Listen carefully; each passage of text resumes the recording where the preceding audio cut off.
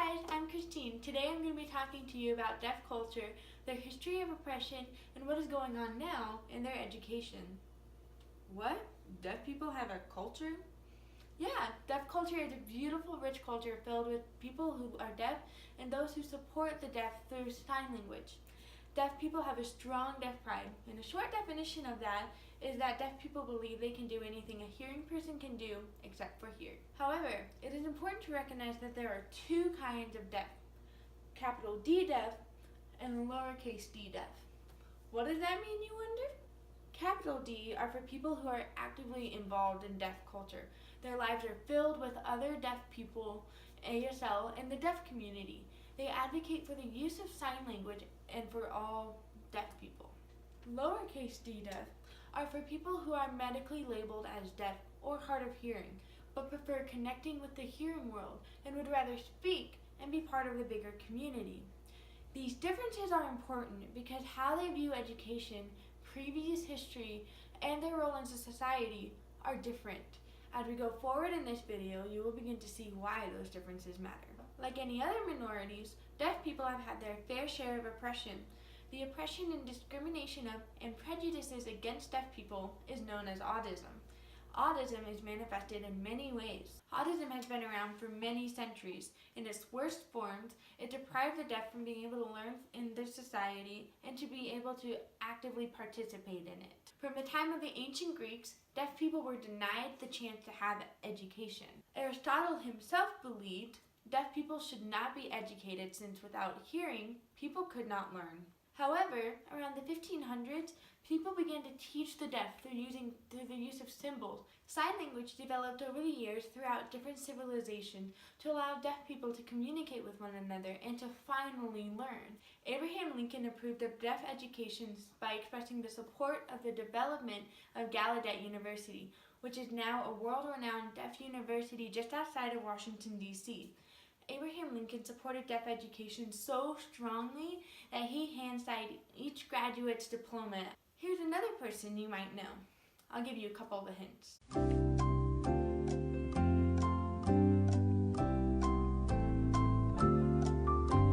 You probably guessed it right. Alexander Graham Bell is among the most influential of deaf education in the path that it took. He developed the first hearing aids, the development of it, and believed that oralism should be the basis of deaf education. Oralism is the practice of teaching deaf children how to speak using various methods of feeling the teacher's throat and intense repetition of sounds and words. In fact, A.G. Bell so strongly believed in this practice that he took it to the 1880 Conference of Milan, an international meeting where deaf educators came together to discuss where deaf education was going to go.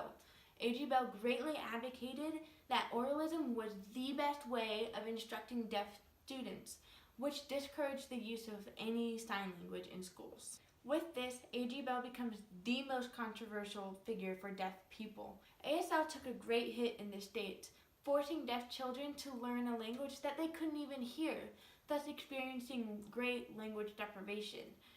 Children's hands were bound in schools to prevent them from using any sign language.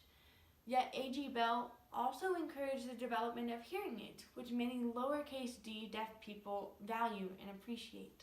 Fast forward to 1964, oralism is deemed to be a failure and greater strides were made for ASL and for deaf people. Now, deaf people could access language and learn more information in their education. However, oralism was still thought of by most hearing people as superior to ASL. In 1990, the ADA, the Americans with Disabilities Act, was passed. The main focus of this act is to provide accessibility to those who are disabled. While most deaf people don't believe they are disabled, the ADA brought forth great opportunities in education and in public places for the deaf. The deaf were now entitled to whatever form of communication and assistance they needed. Which brings us to now.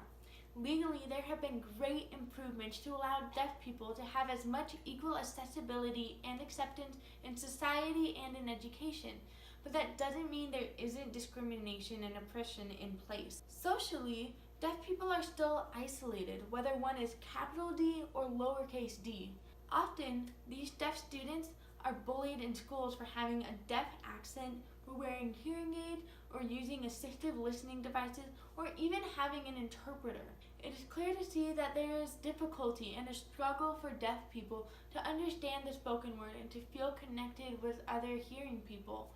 Deaf students are still being forced to be like the hearing society, seen as beneath those who are hearing, as disabled.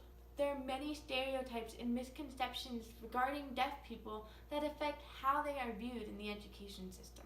Many people believe that deaf people are incapable of doing lots of things, including driving, having managing positions, and even being able to do high-level assignments in school.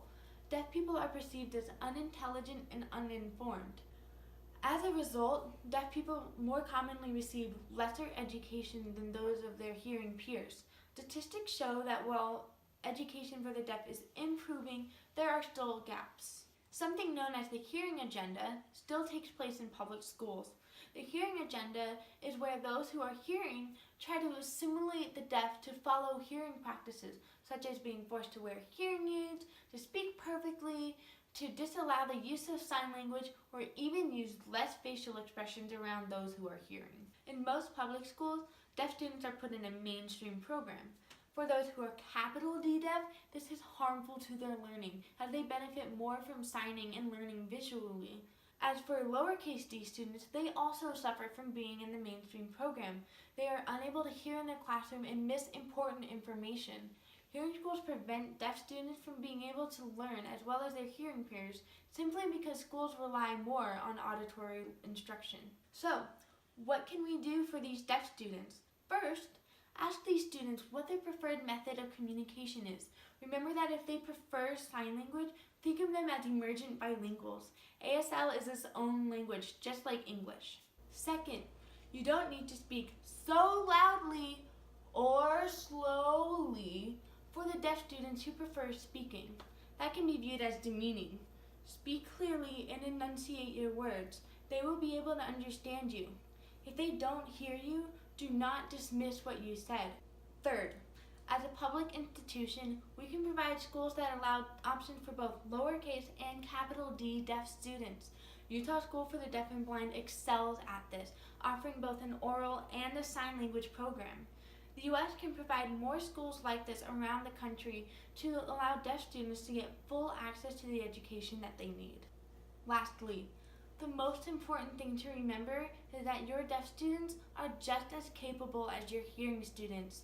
Whether they are capital D or lowercase d students, they still deserve to receive the best education they can get in the way that they need it.